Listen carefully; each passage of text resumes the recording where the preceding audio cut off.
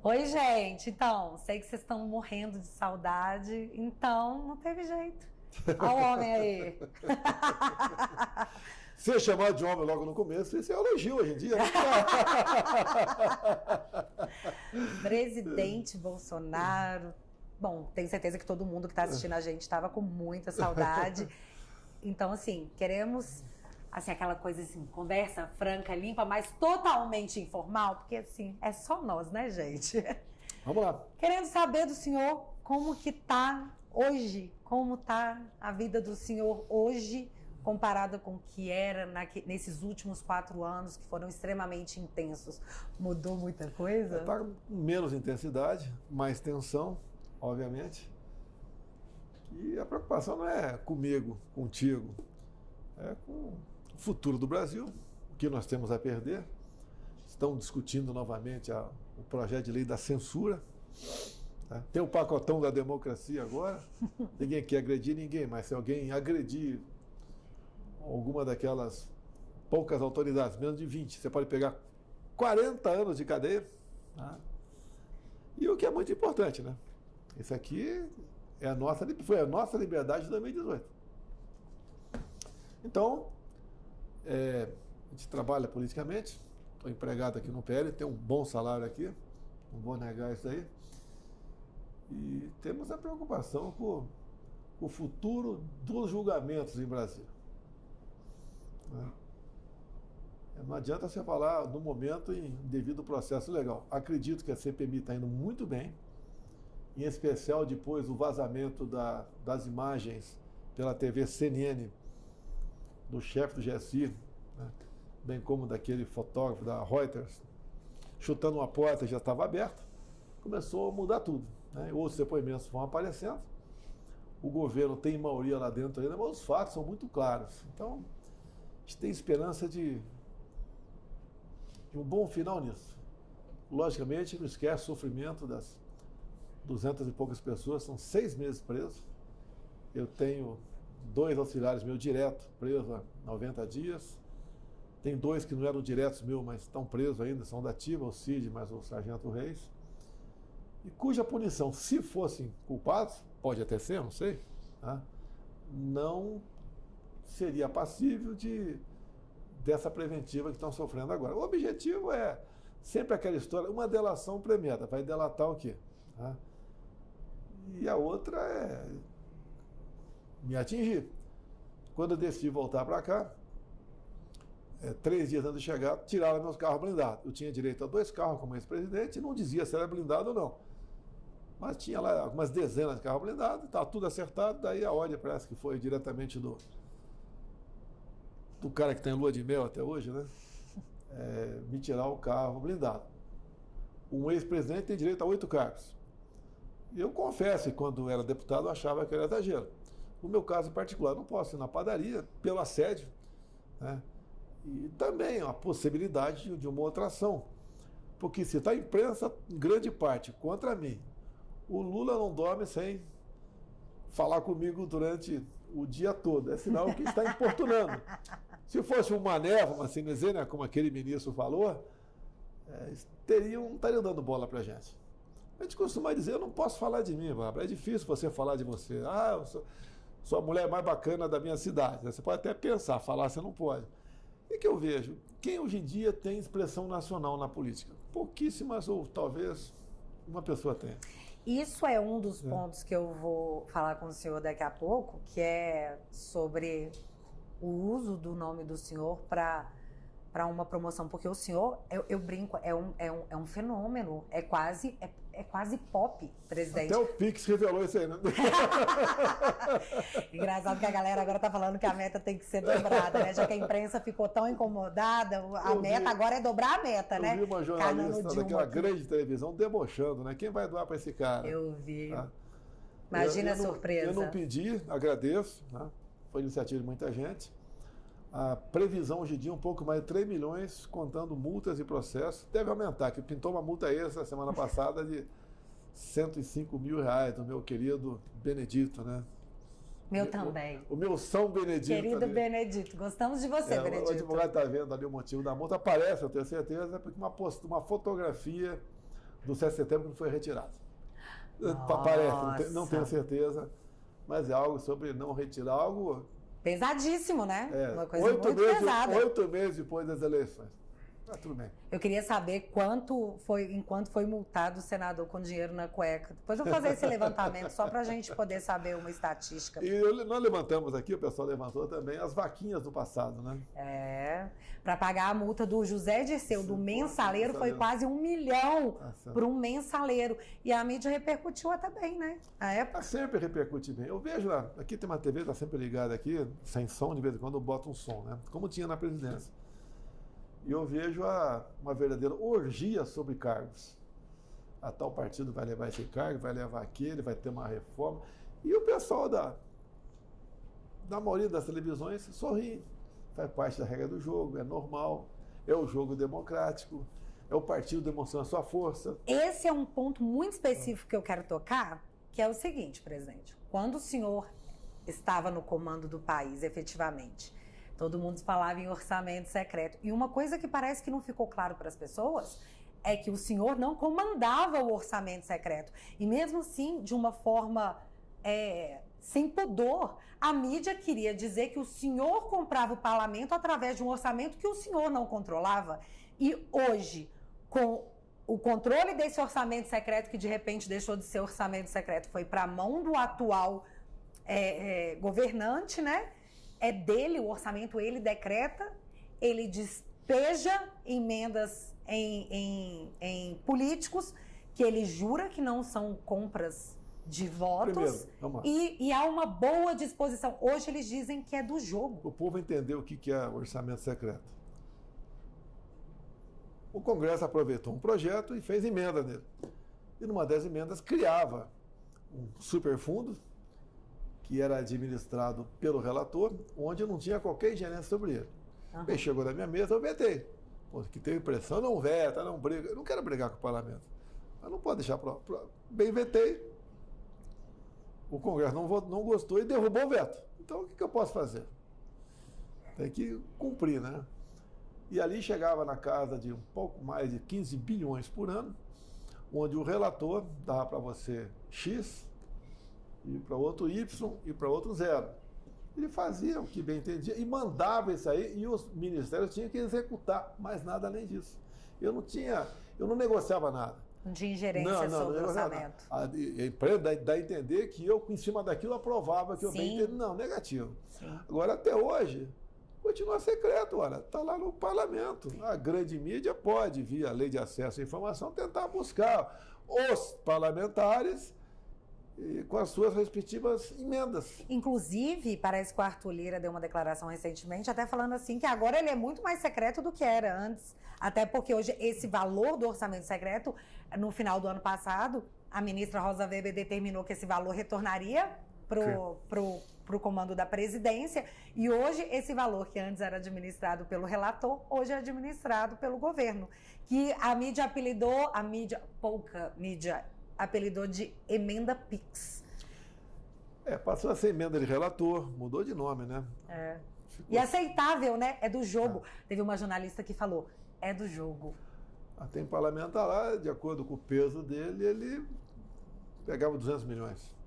Outros pegavam 2, 10, 15, 30. É isso que é governabilidade, presidente? É governabilidade, de acordo com a importância do parlamentar lá, era decidido.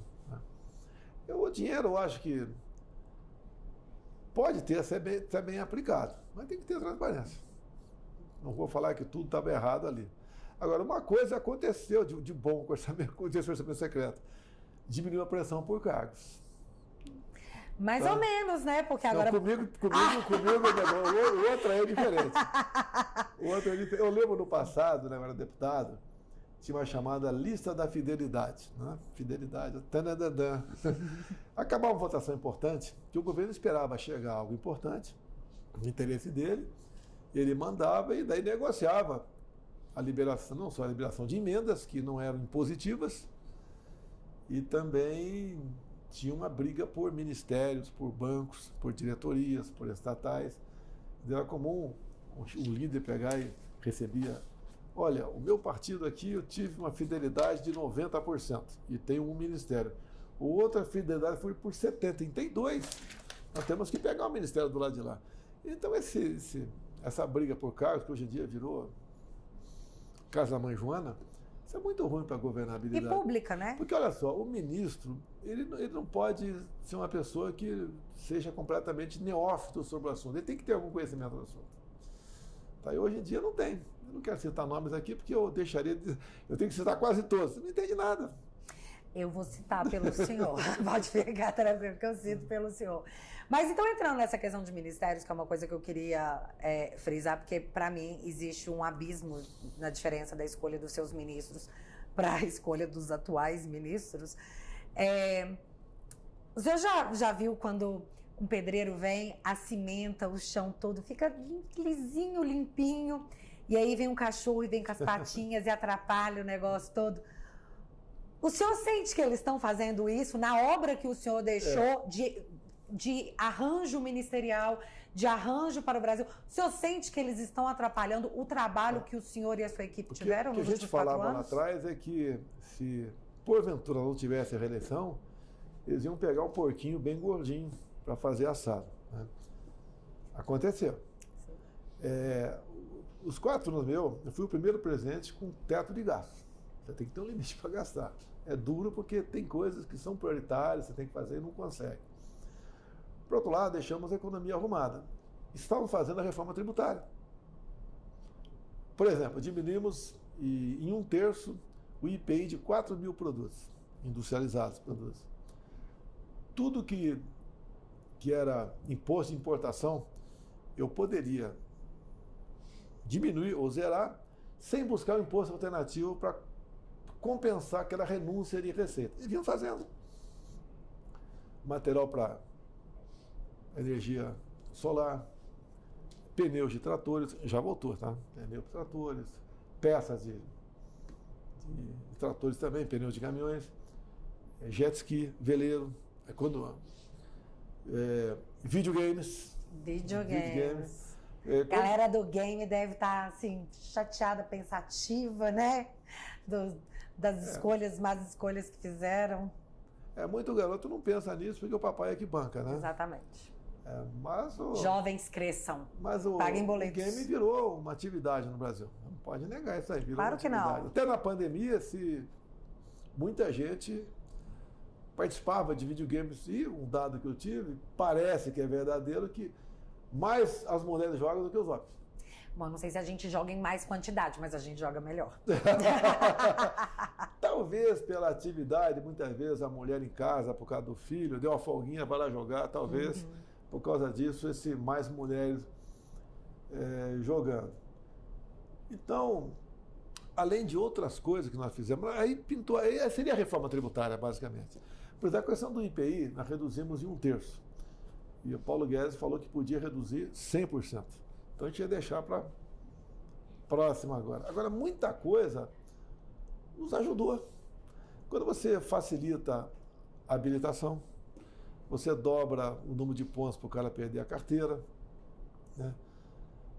Até a habilitação para hidroavião nós resolvemos, que era um negócio complicadíssimo. Para falar, o que interessa? O Brasil é uma pista de pouso. Né? Os grandes marcos, né? O marco do saneamento, que ele mexeu, agora resolveu não mexer mais e está havendo uma outra maneira de mexer. Mas eu acho que ele só não vai mexer mais porque o Senado já avisou que isso não passa. Então pode ser para evitar uma derrota, ele está naquela de não vou mexer mais. O que seria uma derrota óbvia porque não tem nem explicação, parece que é uma vingança do povo. Não, essas companhias estaduais de água e esgoto é uma mina de você negociar cargos. Tá? Sem citar estados aqui, tem um estado bacana aqui no Sudeste aqui que são dezenas e dezenas de cargos, de média 40 mil por mês, que o nego botava os apadrinhados lá, em troca de apoio político. Não tem como dar certo. O marco da cabotagem também, você fala em água, né? O percurso aqui de navegação de interior, na costa do Brasil, também nós arrumamos e por decreto nós acertamos muita coisa. Você muitas vezes tinha que levar um material grande, pesado, de Porto Alegre para Fortaleza, ia por rodovia, além do problema de desgaste na rodovia. Né? acertamos isso aí tudo. Há informações agora que vai rever todas essas questões também. Né? A questão do marco ferroviário, até o marco específico do Tarcísio, que ele é da arma de engenharia da academia, depois fez um IME lá no Rio de Janeiro. E o Ministério do Tarcísio tem contratado para os próximos 10 anos R$1 trilhão. A questão do marco ferroviário não é nada do governo. Nós apenas demos o norte, facilitamos e a garantia jurídica para o pessoal investir nessa área. Então nós temos na ordem de 20 mil quilômetros, já pré-acertado, né? Coisas particulares, obra privada, não sei se vai para frente, porque a insegurança voltou a bater bastante forte aqui no Brasil. Outras obras, as ferrovias também, tinha a Ferrovia Norte-Sul que faltavam 1.500 quilômetros, 4.100, saiu do Maranhão, Tocantins, Goiás, chegamos no Porto de Santos. Faltavam para concluir 1.500, é iniciativa privada. Mas o governo tem um poder enorme de atrapalhar. Então, as licenças ambientais, em pouco tempo, em 2019 mesmo, nós arrumamos tudo isso aí e já está funcionando a rodovia. Até tem uma pessoa que foi inaugurar outro dia, não conseguiu. Pô, o cara conseguiu em 5 meses fazer 1.500 uma ferrovia. Legal, pô, o cara é bacana. E nem a China consegue fazer isso aí, mas deixa para lá. Então você começa a ver uma coisa fantástica também, com decretos prontos, publicados, as eólicas offshore. O que é isso? As eólicas no mar. Então já tudo acertado para você botar lá os cataventos com paz de 90 metros. E por que o Brasil e não outros países? Aqui não tem vendaval, não tem tufão. A costa, em grande parte da costa, chega no máximo 30 metros. Aí fora tem que botar 100 metros. Imagina amarrar uma eólica, um catavento a 100 metros e ia ficar difícil estocar vento, presidente. Aguentei. E ali a estocagem seria através do hidrogênio verde, né? Você podia estocar o hidrogênio, não a energia. E a produção era o equivalente a 50 Itaipus. E que ponto está isso hoje? Está em decreto. Não sei se o pessoal vai ter coragem, a iniciativa privada, por vezes eles esperam um pouco mais, ver como é que fica o Brasil. E tinha ainda, que você disse há pouco tempo atrás, um vento de cauda a economia. Já começa esse vento de cauda, o avião tem que vencer tudo isso com energia própria. Pois né? Isso foi até noticiado pela grande mídia esses dias, mostrando que para o mesmo período do ano passado nós tínhamos um superávit. Sim. E agora nós temos um déficit. Eu até fiz uma brincadeira, falei assim, na época estava despiorando, então agora está desmelhorando? Não. Como é que isso está funcionando? Nós entregamos ano passado, se não me engano, foi um superávit em torno de 50 bilhões. Sim. Agora, até o primeiro semestre, está em dívida 50 bilhões. Então está 100 a diferença. Outra coisa, estou vendo o governo se gabar sobre a inflação está caindo. Só que a inflação está caindo, você conta os últimos 12 meses. Sim. Que pega 6 do meu governo, dentro desses 6 tem 3 de deflação. Não, mas, presidente, tem uma coisa muito mais importante ainda que eu não vi se as pessoas estão se atentando, que a inflação ela está sendo controlada de maneira artificial e isso ainda não foi apontado pelos especialistas, como, por exemplo, a questão da Petrobras. Vamos falar aqui de Petrobras, que parece ser uma bomba anunciada. Eu peguei informes aqui, eu tenho contato com algumas pessoas da economia conosco, que acompanham, estão trabalhando aí fora. Realmente tem uma bomba relógio aí na questão do petróleo. E outra coisa, quando você aplica, vende papéis nossos em bolsa aí fora, né, papéis da Petrobras, os caras sabem, tinha uma PPI, tinha isso, tinha aquilo. Quando o pessoal derruba tudo isso e você não paga mais dividendos, a esquerda bate no peito, acabou a dividendo, mas lá fora o pessoal vai judicializar, como os Estados Unidos judicializou a Petrobras no passado, e na dívida altíssima, nós pagamos, mas veio para nós o dinheiro de volta. Foi uma concessão deles lá. E você pode ver, o Temer pegou a Petrobras com uma dívida de 900 bilhões de reais. Uhum. Ele pagou mais ou menos 1/3 disso, o governo dele. O meu governo pagou um pouco mais de 1/3 do montante inicial, mas tem uma dívida ainda grande lá. E a sinalização agora é que a Petrobras vai vai ter que reajustar o preço do combustível. Exatamente, mas esse é o ponto. As últimas análises mostram que a inflação ela veio em deflação, principalmente puxada pela queda do preço da gasolina. Só que, nesse momento, nós saímos do PPI, que era um plano seguro para a estatal, que é nossa. O senhor, mesmo em período eleitoral, mesmo em ano eleitoral, o senhor manteve o PPI para preservar a estatal, acredito eu. E hoje nós temos a Petrobras fora do PPI, com defasagem de preço, com o retorno dos impostos. E hoje Jean Paul Prats anunciou, ontem o Jean Paul Prats anunciou que não estava aguentando mais segurar o preço, que estava seco. Teve uma reunião com o Lula hoje, no dia dessa gravação, e agora ele falou que vai segurar mais um pouquinho. Até quando a Petrobras vai conseguir segurar isso de forma artificial? Entender, arredondando números, no meu governo estava $100 o preço do barril. Estão pressionando o preço aqui dentro, lá para cima. Caiu para 70, agora voltou para 80. Mas está baixo ainda. Tá? E eu consegui, junto com o parlamento, não foi com a caneta BIC, nós conseguimos zerar os impostos federais de todos os combustíveis. Álcool, diesel, gasolina e gás de cozinha. E eles voltaram agora. E botamos um teto do ICMS. Tinha estado que cobrava 35% de ICMS e mais 2% de fundo de combate à pobreza. Então tinha um estado aqui que cobrava R$ 2,32 de ICMS o litro da gasolina. E tinha coisa que não era era tributado. Mas tudo bem, então botamos o ponto final nisso.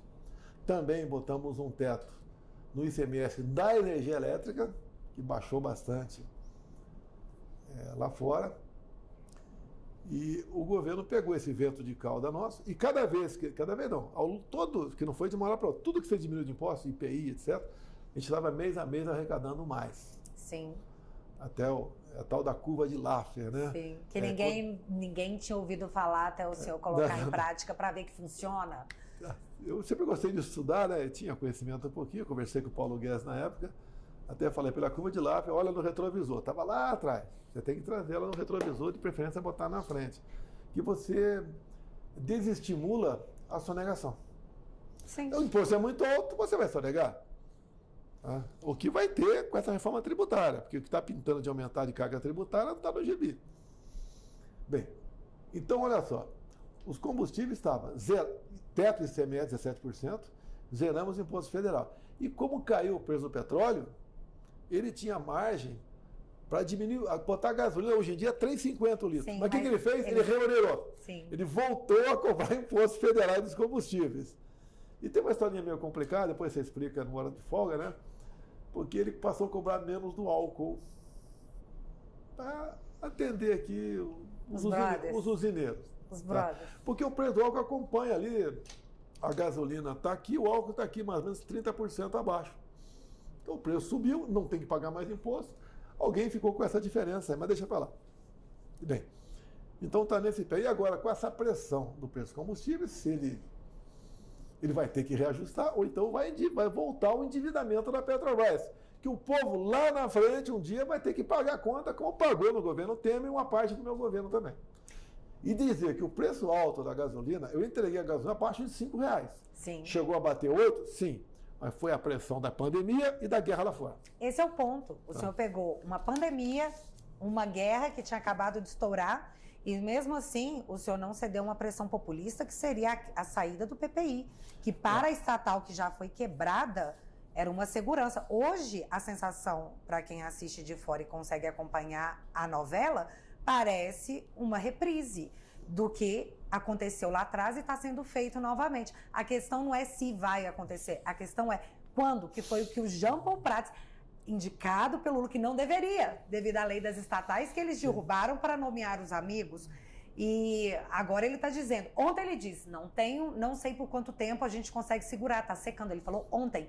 Hoje, após uma reunião, ele disse, não, o Lula pediu para segurar mais um pouco. Até quando eles vão conseguir segurar isso de uma maneira artificial? E mais, até quando a Petrobras aguenta? Até temos um probleminha aí, né? Porque eu falo temos porque eu estou dentro do Brasil, todo mundo está dentro do Brasil. É o novo cara do IBGE, é conhecido como torturador de números, ele bota para baixo. O cara criticou o Pix. Sim. O Pix nasceu no nosso governo. A nota do Banco Central é bem clara, né? Que foi desde 2019, 2020, que tudo foi feito. Né? Isso a ideia existia lá atrás? Existia lá atrás, não vou negar isso aí.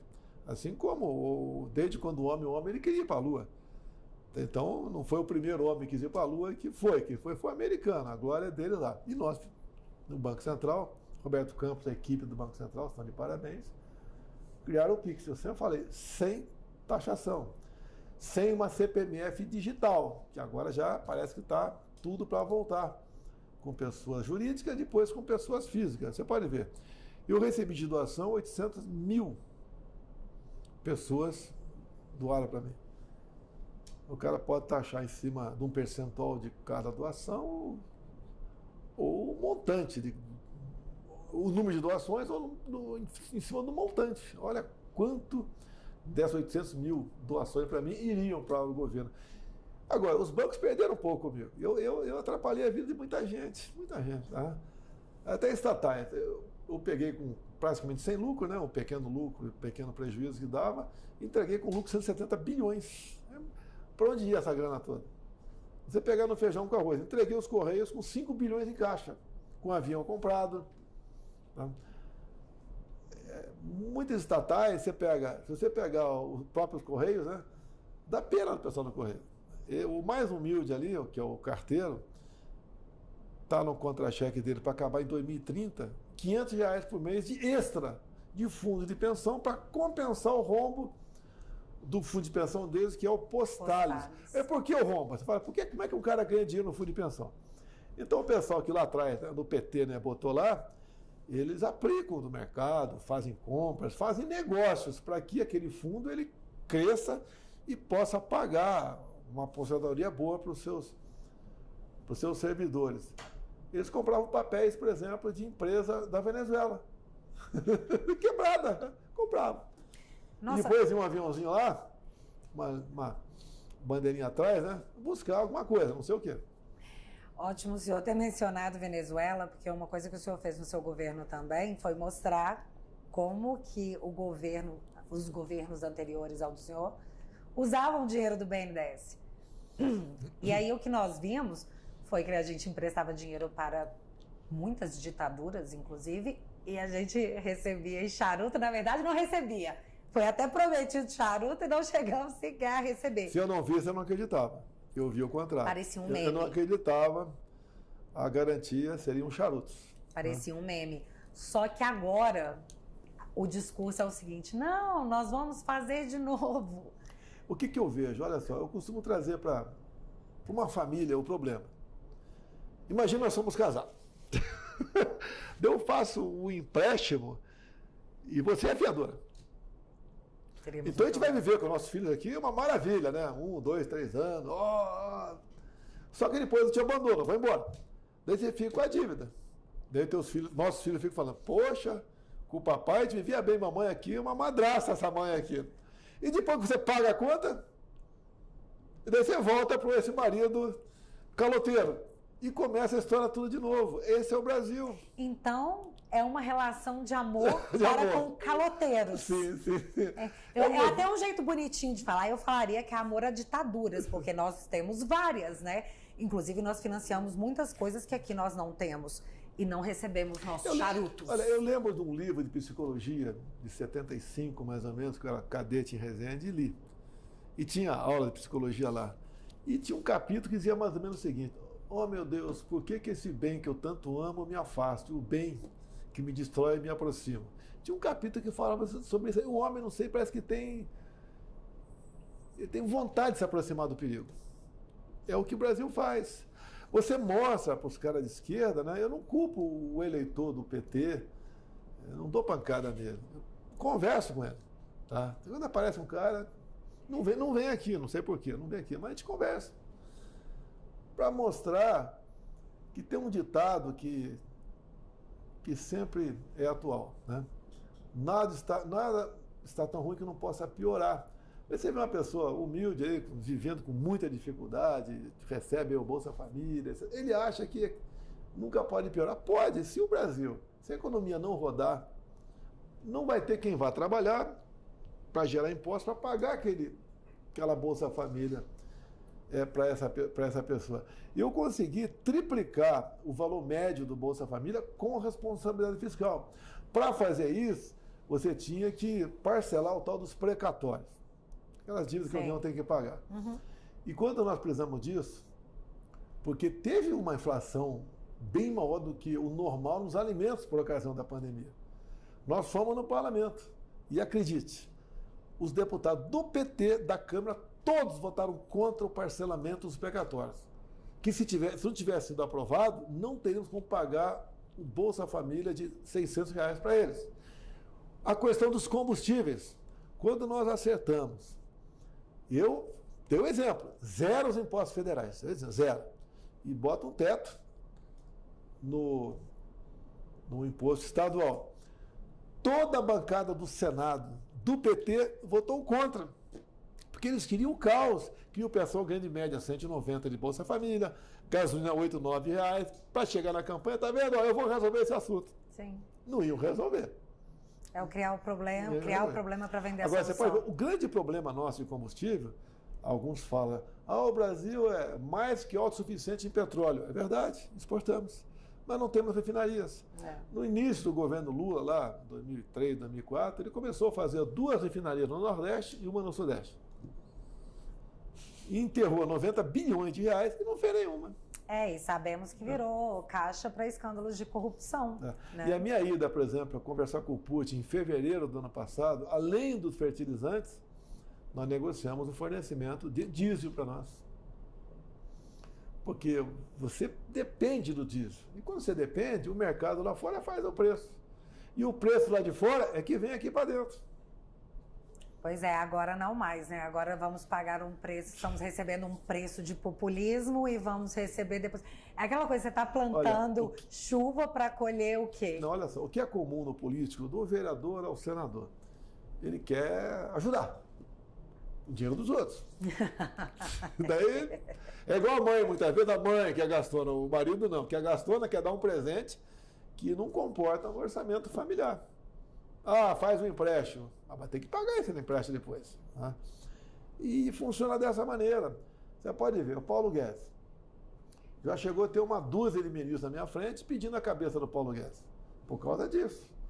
A velocidade para se ter mais dinheiro para atender. É que o governo do PT fez agora. Ele arrombou o teto, arranjou mais quase 200 bilhões de reais para gastar. Para o próprio orçamento do Tarcísio, da Infra, tinha 7 bilhões por ano, agora passou para 20, 3 vezes mais. Mas isso é uma preocupação que tem que pagar essa conta. Exatamente, você tem que pagar essa conta. E a preocupação atual é a questão da desaceleração econômica que a gente está vivendo. Nós temos aí uma regressão de arrecadações, por mais que você aumente os impostos e cobre mais impostos, as pessoas estão consumindo menos. Isso seria, na visão do senhor, uma insegurança? As pessoas estão com medo de gastar e por isso não querem investir? É natural. Ou é outra coisa? É natural gastar. É natural a pessoa até economizar. Alguns têm cabeça, mas a maioria é natural economizar. Eu não sei o número exato, mas o saque de janeiro para cá, por dia, entre poupança e aplicações, está na casa de R$1 bilhão. Quando você fala em poupança, quem tira dinheiro da poupança? Geralmente é o mais pobre. O pobre que investe na poupança, até perde dinheiro muitas vezes, né? Então é sinal que a classe média, a classe mais humilde está tirando o que tem na poupança e quando tira é para comer. Agora ele faz um plano desastrado aí para comprar carro popular. Gasta, eu acho que R$1,5 bilhão aí, não resolve nada. Podia diminuir o IPI, como estava diminuindo. Mas diminuir de novo o IPI, você atende a todo mundo. Porque o governo sempre vem com aquela conversa de pobre e rico. Você está passando mal, porque aquele cara está passando bem. É a estimulação da luta de classes eterna. Esse novo cara do IBGE, o Pokémon, né? O Pokémon. Ele defende que o governo quer agora uma nova tabela para imposto de renda. O que é nova tabela? Vai diminuir? Não, está na cara que não vai. Ele vai aumentar no mínimo para 35%, de 27,5% para 35%, a alíquota máxima. Esse, o Pokémon aí, ele já defendeu o imposto de renda 60%. Sim. E uma coisa que vai estimular muito a economia aqui é o imposto progressivo na herança, se o Senado, porventura, aprovar. Você tem uma fazenda, por exemplo, ainda bem, né? Ela produz, né? Senão o nosso agro, onde nós estaríamos? Vamos supor que o dono da fazenda venha a falecer, com 90 anos de idade. Temos ali herança, talvez a esposa, ou se ele for viúvo, os filhos. De quanto vai ser esse percentual do imposto progressivo? De acordo com o tamanho da fazenda. Pode chegar, vou chutar aqui, 20%. Ah, os filhos não podem pagar? Então vamos pegar 20% da fazenda e destinar à reforma agrária. O próprio Haddad falou que os filhos eram parasitas. Pô, a gente anda por aí, o filho não tem carteira assinada para trabalhar na fazenda do pai. O cara rala igual um desgraçado. Não, inclusive vamos colocar aqui agora a declaração do Haddad. Entre uma geração e outra, o socialista acha que tem que ter uma correção. E essa correção é tributar a herança. Você acumula a tua grana. Só que você não vai, o Jeff Bezos não vai deixar 40 bilhões de dólares para cada filho. O Estado tem o direito e até o dever de fazer com que o filho do Bezos tenha algum trabalho na vida, né? Não seja um parasita da sociedade. Então, a ideia é que você mitigue as desigualdades sociais de uma geração para outra a partir de uma lógica redistributiva. Posso falar também mais de estatais? Como que eu cito o exemplo. Vocês conheciam a Itaipu Binacional como uma geradora de energia, nada mais além disso. Sim. Nós chegamos, tinha uns ralos, né, que nós tapamos lá. E daí começou, mês a mês, ano a ano, a gente negociava com o Paraguai a redução da tarifa em dólar. E agora não tem mais dívida da Itaipu Binacional. Fizemos a segunda ponte com o Paraguai. Não é uma pinguela, é uma ponte. Tem um vão de 500 metros. E começamos a terceira ponte lá em Porto Murtinho, em Mato Grosso do Sul, que vai servir para sonhada bioceânica, ou seja, podemos despachar muita coisa para os locais do mundo pelo Pacífico, não apenas pelo Atlântico. Tá? A Zona Franca de Manaus, atendemos em muita coisa, moralizamos a Zona Franca de Manaus, estava na mão de alguns políticos lá que era usado em causa própria. E assim foi o nosso governo. Né? Não posso deixar de mencionar, já que estamos falando de alguns feitos do governo do senhor, um que sempre, para mim, foi um motivo de muito orgulho como uma pessoa que esperou por isso em nome dos outros, que seria a transposição do Rio São Sim. Francisco. Sim. E hoje a gente assiste cenas... É inacreditável, né? É inacreditável. O que aconteceu? Olha, vamos lá, vou te falar números aproximados, para não me criticar depois ali. 12 dias de bombeamento equivalia a 1 ano de carro-pipa. Tá? E o gasto de 12 dias era bem menor do que o gasto com carro-pipa. Agora, o atual governo resolveu cobrar dos governadores, porque você tem gasto, sim, e eu estava bancando essa diferença aí. Bem, não sei por que cargas d'água resolveram bloquear os canais. Parece que tem chovido um pouco mais na região, mas podemos ter problema. Quando esses canais foram bloqueados, eu vejo algumas imagens, já estão quebrando ali os canais. Eles estragam, né? Estragam. Nós pegamos muita parte da transposição destruída. Sim. O ex-governo fez 85%, 90%. Realmente ele fez, em algum trecho chegou a fazer isso tudo. Mas por que não terminou? É para terminar em 2010, passou para 2012, 2014. Agora, a pressão do carro-pipa, o que se ganha politicamente, né, o caminhão indo para lá, pegamos muita... Olha, você não vai acreditar. Eu vou acreditar. O que acontece? Tinha empresa que transportava água. Tá? E você sabia que transportava água pelo sinal do GPS. Então tinha empresa que pegava, botava o GPS em moto, mandava o cara fazer um passeio de moto, bem grande, longe, e voltava, como a água tivesse sido entregue. Até isso acontecia. Não foi fácil combater isso daí também, tá? Meu Deus. Então nós mudamos muita coisa. Você não vê o governo acusado de corrupção. Mas isso é um ponto muito importante, porque o fato de você mudar esquemas que sempre foram muito lucrativos para determinadas pessoas, incomoda mesmo. Quem é que quer ter seus planinhos estragados? O Paulo Guedes falava, tocar fogo em ninho de rato. Tocamos fogo em muito ninho de rato. Cada vez que você tocava fogo, vinha um problema para cima de mim. O pessoal fazia a matéria, acusava. Como nos acusa até hoje. Recebeu 1000 relatórios da BIM sobre a saúde, sobre a Covid. Peraí, 1000 relatórios? Eu não lembro de nenhum. Tá? E outra, relatório é do Ministério da Saúde ou é da BIM? Não, lembro da época maravilhosa dos 100 provas. Tudo era 100 provas. Tá. E era assim, tudo era Bolsonaro 100 provas. E aí, quando de fato uma coisa acontecia, era governo tal, não linkavam. Então, assim, eu preciso falar disso. Eu preciso pandemia falar... é bom você não falar muito, cara. Não quero falar de pandemia aqui, é que a gente não quer desagradar ninguém da mídia, não. Eu briguei pela autonomia do médico. Sim. A doença ninguém conhecia, então deixa o médico resolver. Até falava com o Mandetta, né? Vai para casa, quando sentir falta de ar, vai para o hospital. Eu falei, cara, por que não vai para o hospital quando sentir falta de ar? E vai para o hospital fazer o quê? Qual remédio que ele vai tomar? É tubo? Por isso que os respiradores foi lá para cima. E teve muita diferença de preço. Inclusive, é muito interessante a gente pensar, quando a gente fala da pandemia, que nós tivemos aí superfaturamentos, nós tivemos um atual ministro de Estado dizendo que fez uma compra errada, onde o Estado, onde o consórcio, a população foi lesada em 50 milhões, e a desculpa de um ministro de Estado hoje eu assinei porque estava em inglês. Quando isso se tornou uma justificativa aceitável? O ministro é o lá da Bahia, né? Da Bahia ou de Maranhão? Acho que era Bahia, o Rui Costa, Bahia, né? E o operador é o tal de Carlos Gabas. Para não ter dúvida. Nossa, tivemos a época inclusive, de Carlos Gabas. 10% disso foi para a prefeitura do município de São Paulo. Prefeitura que, no dia anterior ao 8 de janeiro, o cara saiu daqui às 4 da tarde para ver uma catástrofe lá. Coração grande, né? Isso nós vamos concluir falando de comissões, porque o que eu quero falar agora é de fake news.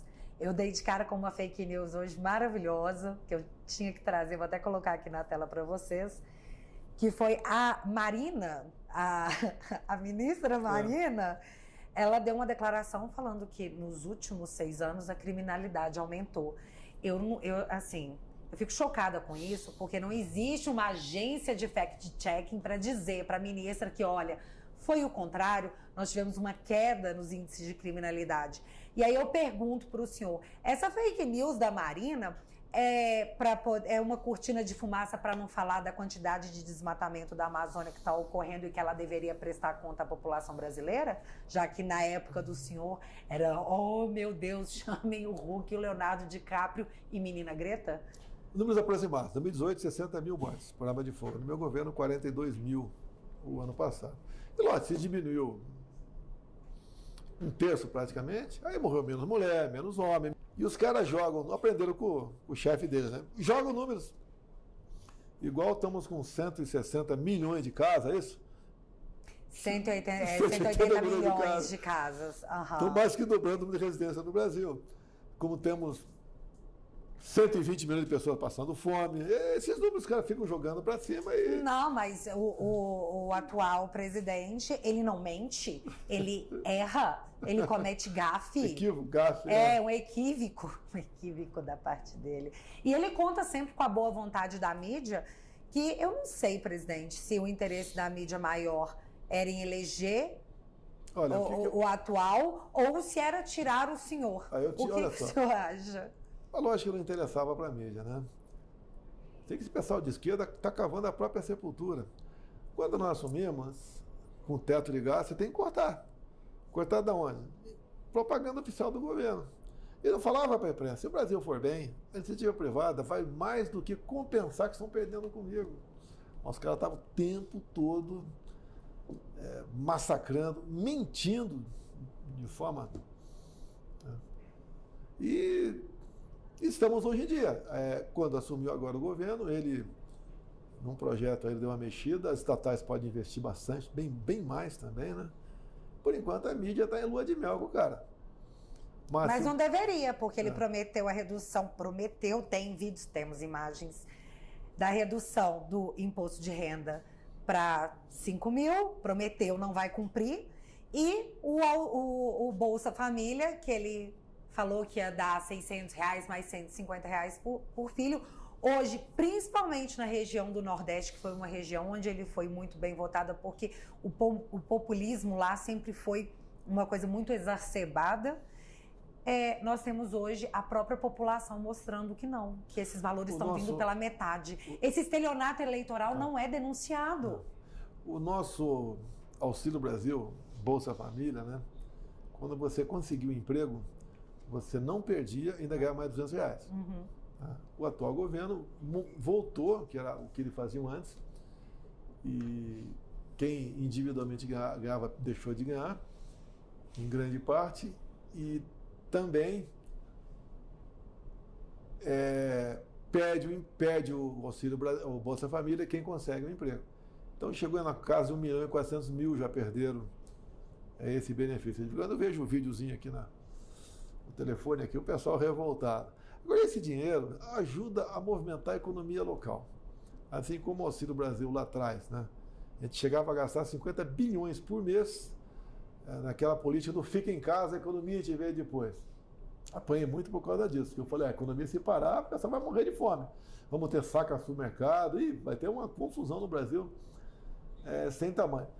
Então esse dinheiro movimenta a economia local. Tem muito município, no especial dos estados mais pobres, né, que são do Nordeste, devia ser os melhores estados. Porque a esquerda administra há 20 anos aquele negócio lá. Tinha que ser os melhores estados do Brasil. Uhum. A esquerda está lá 20 anos mandando. Tá? Então, tem município que tem mais gente ganhando auxílio, Bolsa Família, do que carteira assinada. Sim. Lógico que a tendência, o ideal é você começar a mudar isso daí. Tá? E nós estamos fazendo o possível. Quando se fala em pequena reforma trabalhista do Temer, que o governo quer rever, ninguém tirou direito do trabalhador. Eles falam que tiram direitos, são mentirosos. Não tirou direitos, até porque os direitos estão garantidos no artigo 7º da Constituição. Nem por proposta de emenda à Constituição você mexe nisso, porque está numa cláusula pétrea. Mas é a política da mentira, é de chegar ao poder, não interessa como. Então, por exemplo, qual é a intenção nossa, comparando com a esquerda? Não tinha sede pelo poder. Quantas vezes eu falei, o presidente está na praia tomando caldo de cana, né, comendo um pastel, que realmente haja paciência. Mas eu entendia como uma missão, nosso criador, isso daí. Agora o pessoal está aí para o poder. E falar que ele é a solução. E quando está dando errado, a culpa é do governo anterior. Pois é. E assim, é estranho quando você tem essa sede por poder, e atualmente por vingança, que você decide o que é melhor para a pessoa além dela mesma. Uma coisa que o senhor nunca falou que nunca faria, seria a questão da regulamentação, tanto da mídia quanto dos profissionais autônomos. Inclusive, nós tivemos aí vários profissionais se mostrando nisso. E hoje, vou dar um exemplo dos Ubers, eles falam assim, nós não queremos que você faça isso, não faça.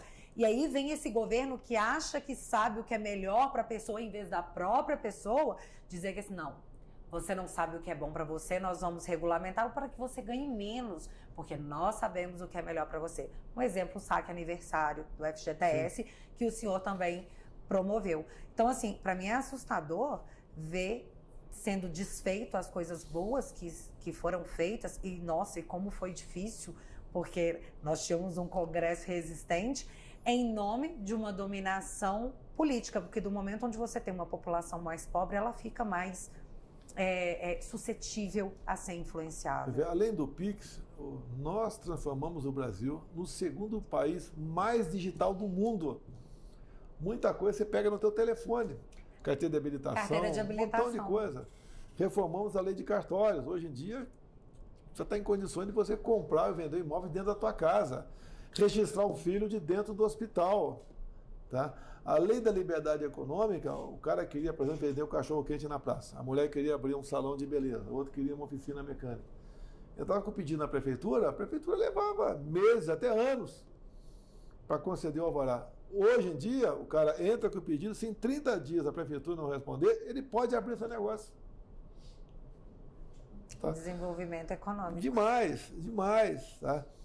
Quando você fala em jet ski, falei no começo do programa aqui, alguns, está atendendo o rico. Não, quem está na marina tomando conta de jet ski é um cara humilde. A Europa tem 7 milhões de veleiros. E cada veleiro, de forma direta ou indireta, são 2 empregos. Então, eu entreguei o Brasil com 8 pontos, alguma coisa, de desempregado no Brasil, bem melhor do que eu recebi lá do governo Temer lá atrás, e com a informalidade quase toda funcionando. estava voando, começando a voar o Brasil. Mas isso foi um fenômeno que a gente assistiu acontecer, que foi primeiro uma tomada global da esquerda, depois uma guinada à direita, e aí nesses mesmos países a volta da esquerda, e agora a gente vê de novo a retomada da direita. Talvez não seja até uma coisa errada, porque eu acredito que poder é alternância, mas o que... Depende de que alternância é essa, né? Entre um polo e outro. Eu, por mim, eu ficaria só com um espectro ideológico.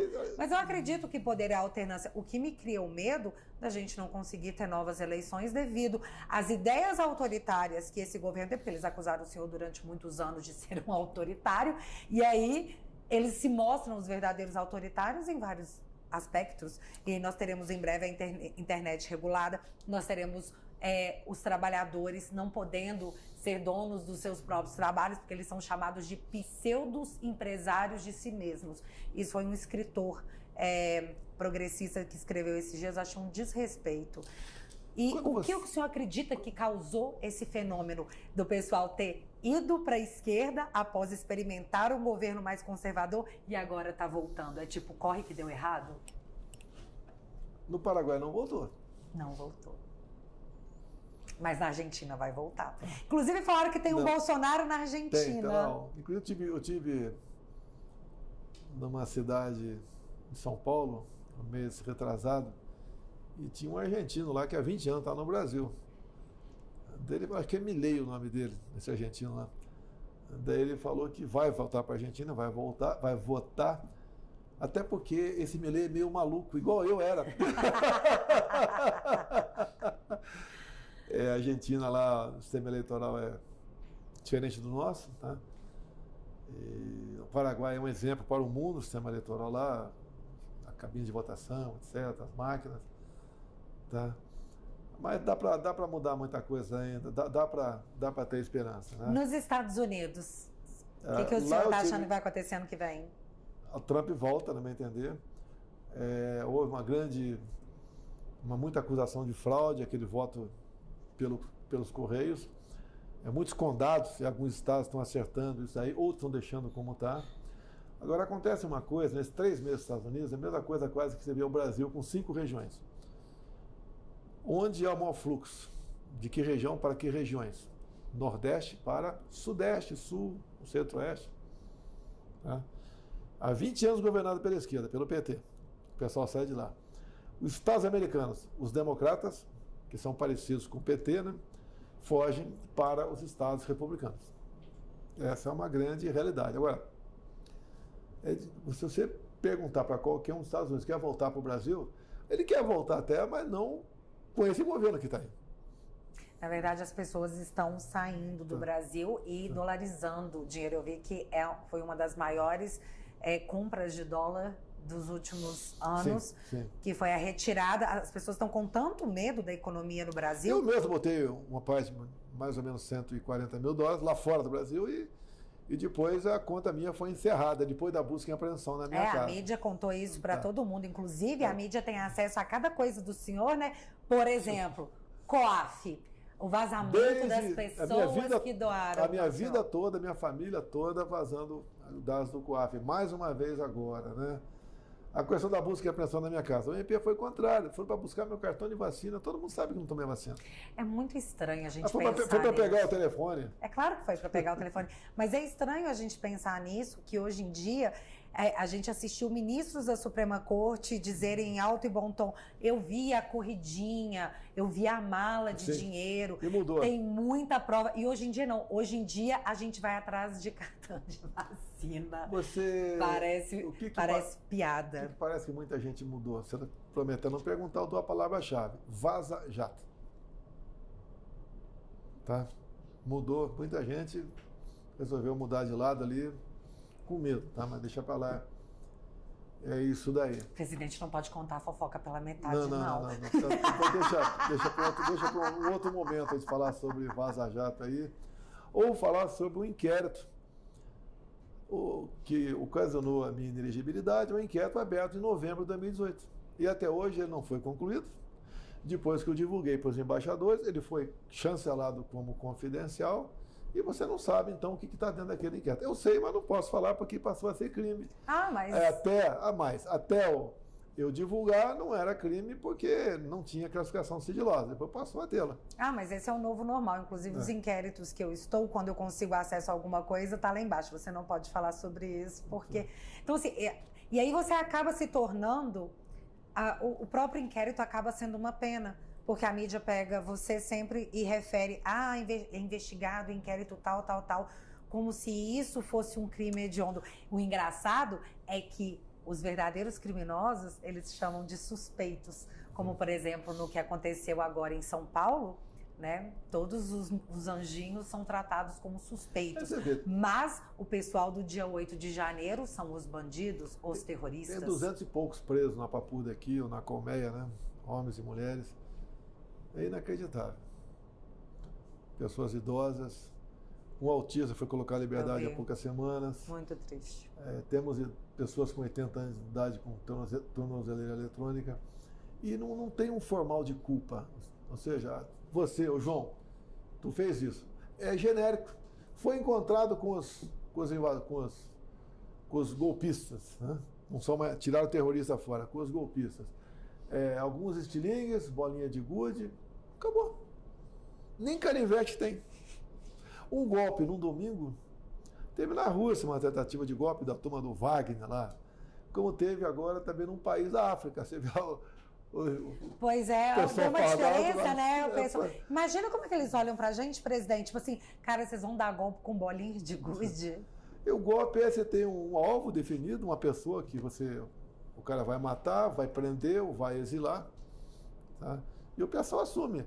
Até o próprio ministro da Defesa, José Múcio, disse a questão de uns 30 dias atrás.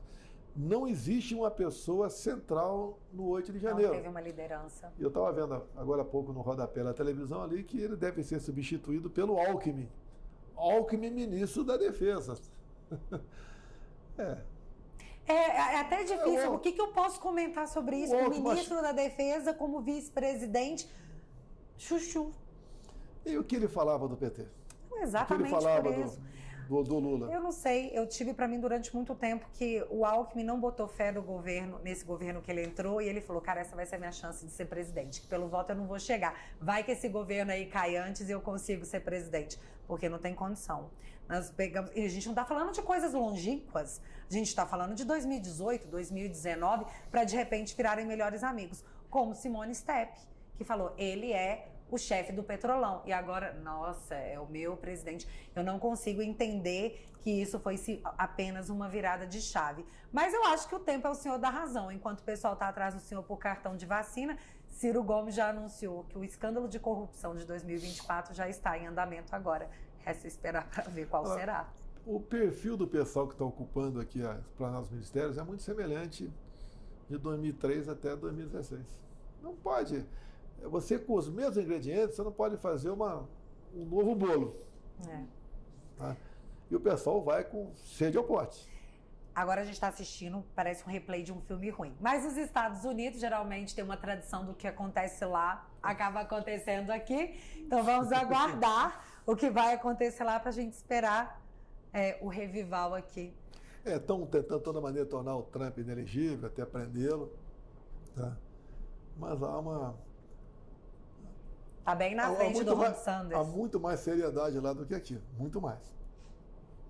Aqui a gente vê uns fatos realmente lamentáveis durante as eleições. Tá? Mas independente de tudo, presidente, o senhor ainda tem esperança? Bem, olha só, o que é uma semente, né? Pô, olha pra minha cara, quem que eu sou? Para mim, presidente da República? Quem que eu sou? O que eu era? De onde eu vim? Eu vejo muita gente que cresce na política, de família pobre, eu não sei o quê. A minha mãe tinha 7 filhos. Uma mulher com 7 filhos, você sabe que geralmente é de família pobre, dificilmente alguém rico tem isso aí. Mas era uma outra época, né? De educação diferente.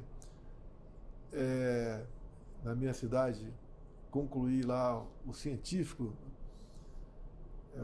que é o curso intermediário ali com 14 alunos, se tinha respeito, os professores eram os primeiros convidados a qualquer evento, né? Hoje nem para velório é convidado o professor. Né? É diferente. Eu saí com 16 anos de idade, entrei na vida militar, fiquei 15 anos no Exército, depois entrei no Parlamento. E uma coisa comigo diferente. Eu cheguei no Parlamento em 91, o que eu me lembro ali, era eu, capitão do Exército, acho que não tinha mais ninguém ali. Né? Tinha o Harold de Oliveira, mas era um cara na dele, faleceu, né? Era capitão do Exército também. Mas ele pediu demissão do Exército e veio pelos evangelhos, se elegeu federal pelo Rio de Janeiro, e era pancada o tempo todo, 24 horas por dia. Ali o pessoal me via, o pessoal os anistiados, né, pra cima de mim. Eu peitei os caras. Eu conhecia, eu costumo dizer, tem certas coisas que acontecem comigo que é inacreditável, né. Eu conheci o PT antes de 80. O PT nasceu em 80, eu conheci em 70. No Vale do Ribeira, na guerrilha. Esse pessoal que foi formar o PT estava no Vale do Ribeira. É que eu falo uma coisa também, que eu falei, tem alguém que está falando por aí, eu que descobri essa pérola, né? Por exemplo, a Amazônia era cobiçada antes de 1500, porque o Tratado de Tordesilhas em 1494. Então isso foi marcando a gente. Eu senti o prazer de ser bem tratado em todo lugar, quase em todo lugar que eu ia, né?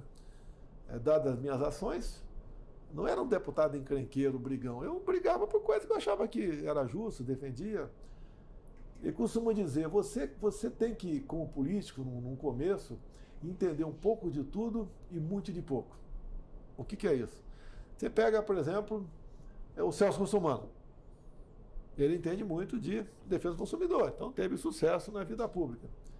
Você pega aquela deputada lá de Rita Camata, era o ECA. Né? Forças Armadas.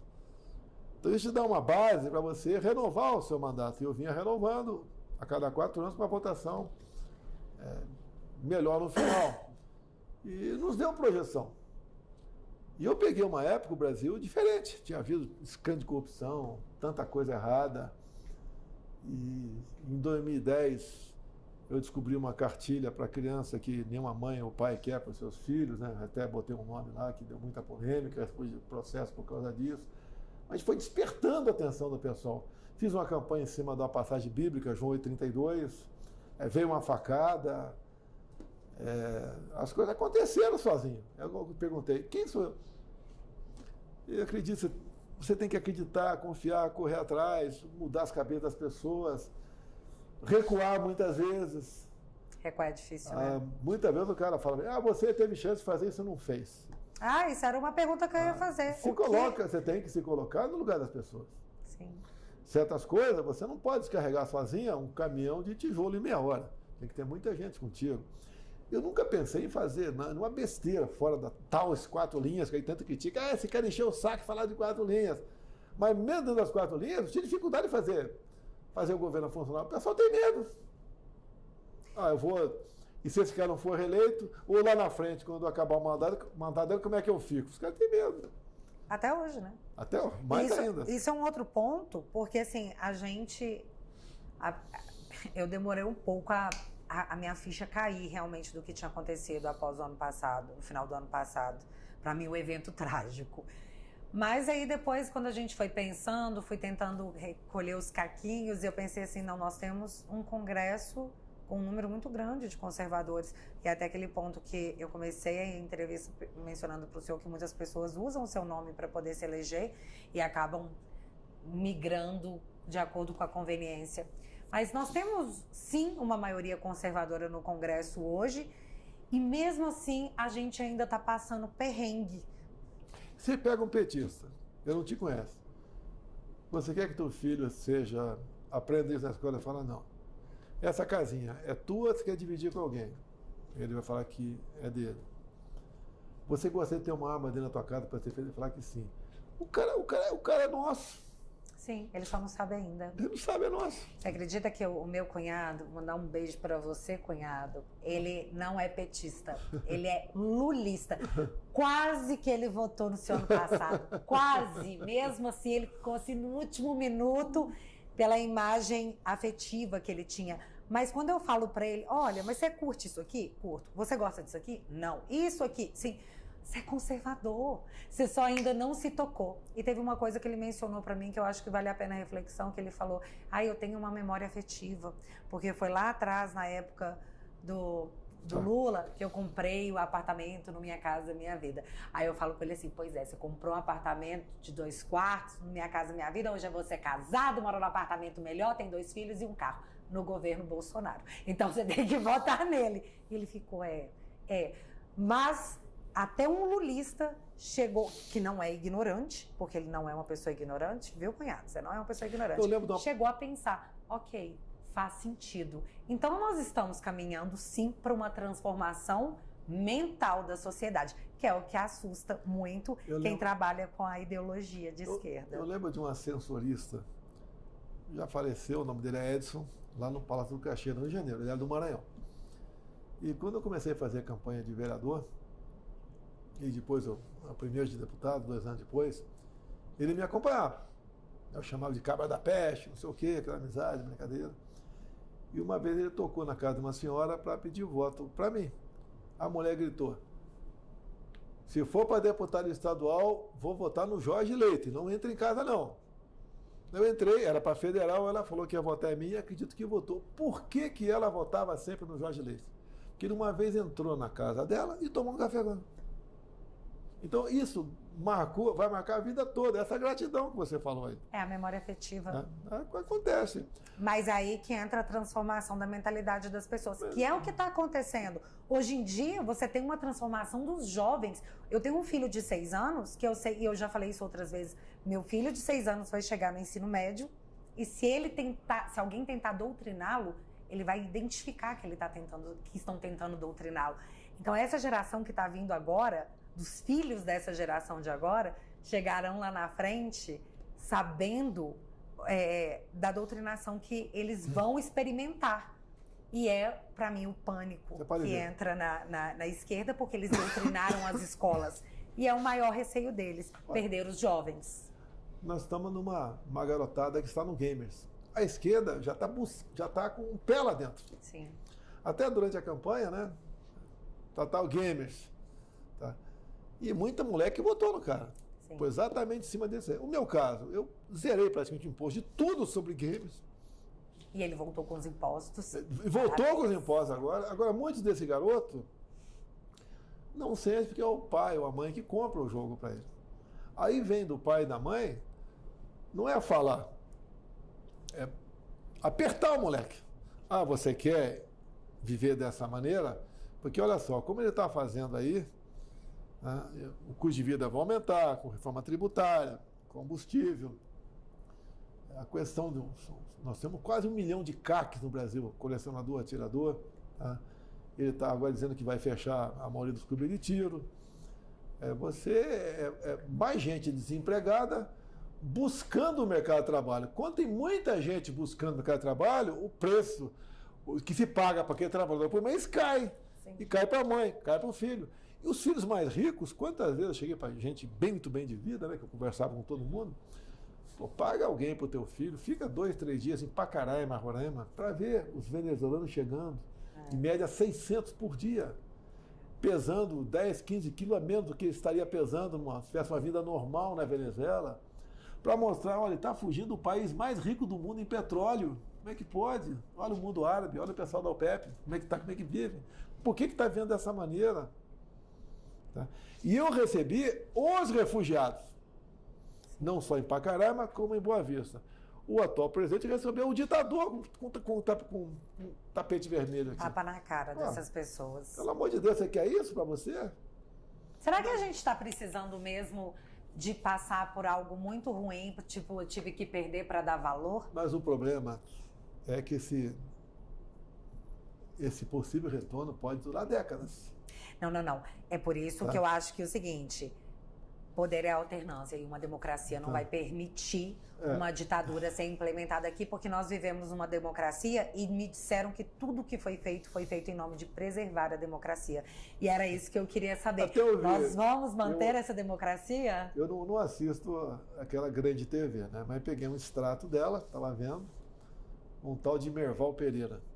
Ele gaguejando, falando do Supremo, muita gente lá se gaba de ter salvado a democracia. Daí ele complementa. Mas entregaram para os comunistas? Entregaram para o Lula? Isso é salvar a democracia? Exatamente. Mas assim, a gente vai ter que confiar, né? Porque no momento a gente está numa democracia tão pujante que a gente não pode desconfiar da democracia. Mas eu queria saber, o senhor acredita que essa democracia resiste até 2026? Eu acho que antes disso vai acontecer alguma coisa no Brasil. Tá? Boa, né, presidente? Vai Boa, né? Esse momento que estão passando aí, parece que tinha que passar. Tá? Tem muita coisa esquisita que a gente evita comentar. Tá? No futuro mais próximo, se tiver a democracia de verdade, a gente comenta. Mas quem está do meu lado sabe o que está acontecendo. A gente conversa com muita gente. Eu não convenço, eu mostro o que está acontecendo. E, no fundo, ninguém quer sair do Brasil. Eu fiquei 3 meses nos Estados Unidos. Por melhor que a Flórida, né? Seja Disneylândia do lado, etc. Os brasileiros felizes com o que ganham lá, mas gostariam de estar no Brasil. Aqui é o melhor lugar do mundo. Eu sempre repito, né? O que nós temos aqui, não só em quantidade, como em qualidade, riqueza minerais, biodiversidade, água doce, clima aprazível, belezas naturais. Esse povo nosso miscigenado também, que é bastante alegre, tem tudo para dar certo. Então o senhor está otimista? Eu sou otimista. Sei que vivemos numa incerteza hoje em dia, tudo pode acontecer, né?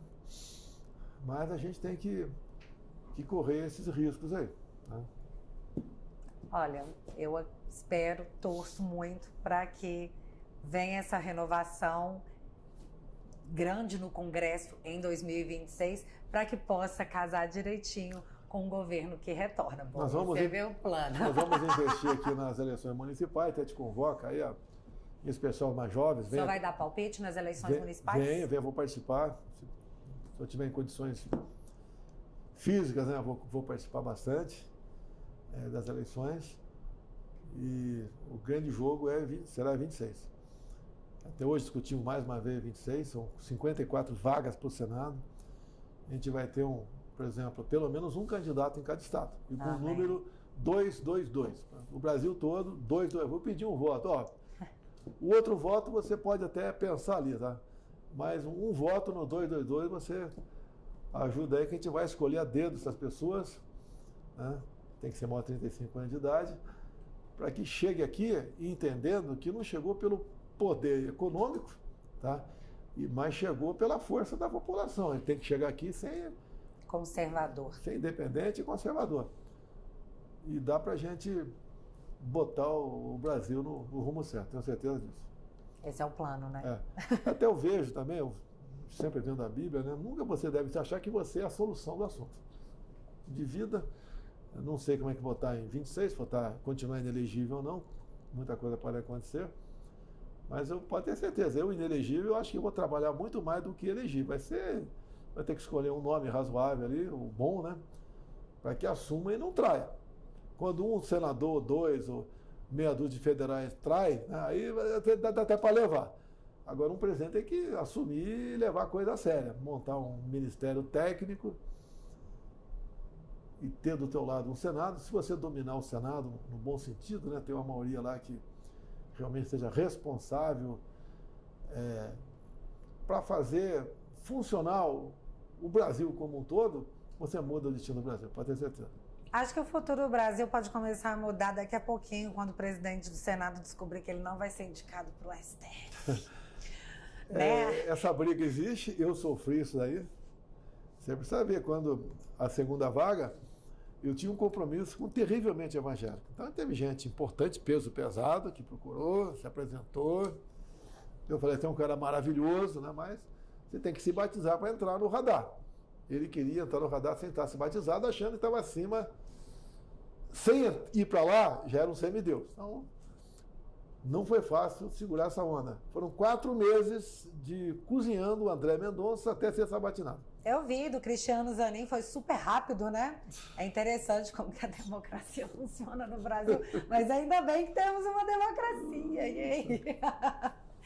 Presidente, satisfação demais falar com o senhor. Tomei um tempo absurdo. Não, obrigada. uma hora e meia só, tranquilo. Jesus. Esse pessoal aqui que é chato, você não. Fala demais, Você não é chato, povo, fala né? demais. Presidente, Chamei todo mundo de mulamba, ninguém falou nada. tá todo mundo emocionado aqui. Ô, Presidente. coração, rapaz, com essa barba aí, rapaz. Ah, não, vou ter que colocar agora essa foto para o pessoal saber quem é a pessoa. Presidente, quer deixar algum recado para quem está te ouvindo? Vamos acreditar no teu país. Você não está sozinho aqui, tem pais, tem irmãos, tem filhos, tem netos. É uma terra maravilhosa. E o futuro do país depende da decisão de cada um de vocês. Nunca eleja um responsável pelo seu insucesso. Pelo amor de Deus, não faça isso. Tá? O primeiro responsável é você. E converse com quem está do seu lado. É como nós tivemos aquela conversa aqui. Você convence. Você convence as pessoas. A verdade convence, né? Tá? É só ter paciência de sentar e explicar. Eu chamo a Bíblia de caixinha de ferramenta do ser humano, né? Até para quem é ateu, funciona. Uma coisa escrita há tanto tempo e nunca vista tão atual ainda. Tudo que for possível você fazer, você faça. O que não for, entrega para Deus. Que nunca falha. Não fala infalível. Tinha medalha 3i, não vou falar o que é, né? Podia botar mais um i para Deus, né? Você tira o 3i, bota infalível. É isso aí. Presidente, muito obrigada, Valeu, viu? obrigado. Até a próxima, gente.